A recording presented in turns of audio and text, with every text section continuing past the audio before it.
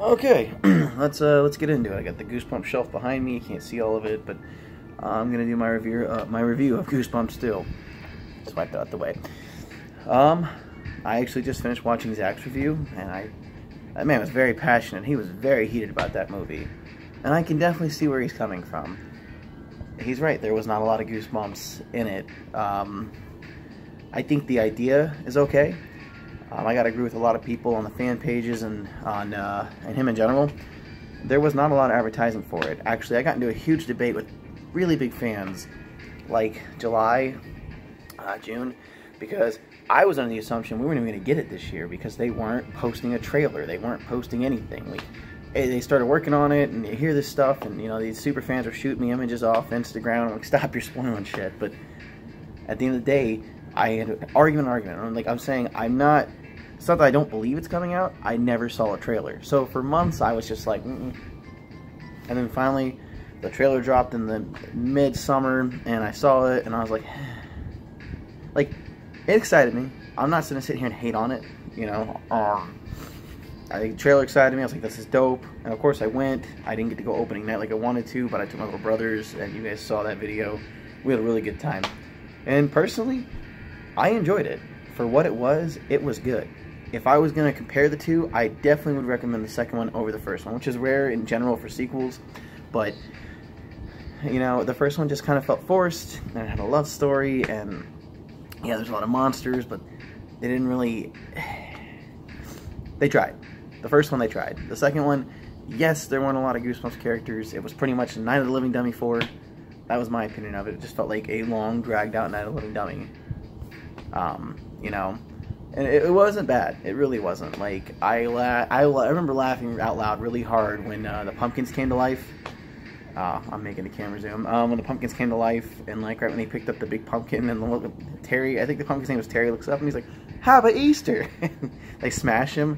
Oh man, like my entire group that went to see it, we could not stop laughing. Like, it was great. You know, it's disappointing that they made it more so about the decorations, but at this point, Goosebumps is 20 years old, so we're going to take what we can get, because we're lucky we're getting anything. This movie's been in, like, the original movie was in post-production for years.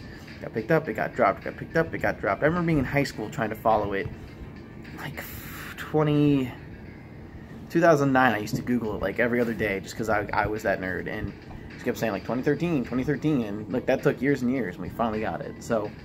You know, and hey, they never showed Jack Black, which, you know, that was their choice, obviously, but he did show up, and they waited very last second to let us know he was in the movie.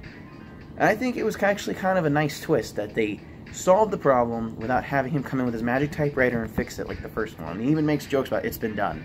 So, you know, the way they solved said problem was cool. I think progression-wise, it picked up quite nicely. It didn't feel too slow at any point. And then, you know, the neighbor, God, the neighbor character was so funny. Being like a super closet Goosebumps fan. That was nice. I didn't really enjoy like the mom puppet aspect. Sorry, I probably should say this is spoilers. Hella spoilers. I'll put it in the description. I didn't enjoy like the mom puppet aspect just because like her voice just was really off. I like that they recycled that from 3. So again, I respect it, but it just was so slappy fan service, you know? Like, and it was weird, kind of, because the way they portrayed Slappy, he almost did not seem evil. He just was upset, and so because he wasn't accepted, he went out. He was a little savage, dude. He knocked that kid right off the ladder. He didn't give a shit. So the fact that, like, he felt rejected is why he did what he did. I thought it was a really nice twist. Like, honestly, the movie was pretty good. The only thing I really have to complain about and say I personally didn't like was the twist ending. You know, like, just... Stein getting sucked into the book. I didn't like that. Now, that does technically leave it open for a 3, but I don't know. A lot of people thought it was good. I don't know. I'm actually going to go see it again this week if my mom wants to see it, and I love me some Goosebumps, so there's that. My other biggest complaint, obviously, you guys have seen this here. Let me break it out right now. I am a Horrorland fan, so when this was announced... Let me see if I can get it all the way to roll out. Goosebumps 2 in Horrorland. I bought, you know, I went and got me a bootleg poster immediately just because I was like, holy shit, this is a nice poster. It's cloth. I never hung it up or framed it. But point being, Horrorland's my shit. I love Horrorland. So, as a huge Horrorland fan, seeing that they steered away from Horrorland really just kind of, it irked me.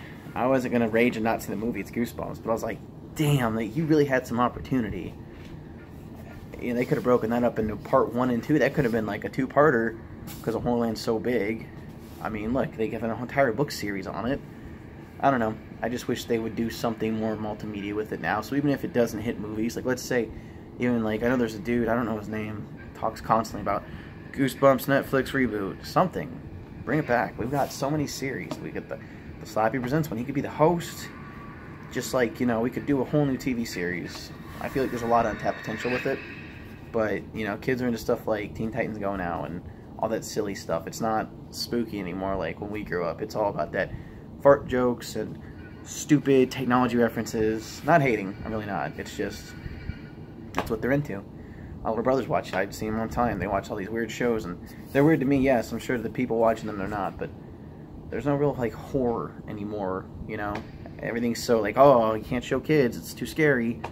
Oh, that kid died, rumor in the story. Oh, I can't show it. Too scary. Like, everything's so censored and protected now. Like, that's the one thing I can't stand. But that's what I ran about not getting Goosebumps Horrorland. Haunted Halloween was good.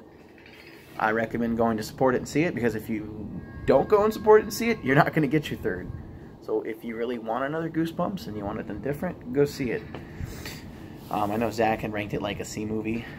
I don't know. Honestly, if I'm chilling at home, for some reason my cable's out, I got nothing to watch, I'm like, I get out my shelf, I'm like, I really want to watch the Goosebumps movie again. Between 1 and 2, I'm definitely going to watch 2.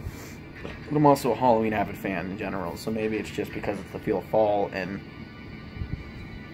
I don't know.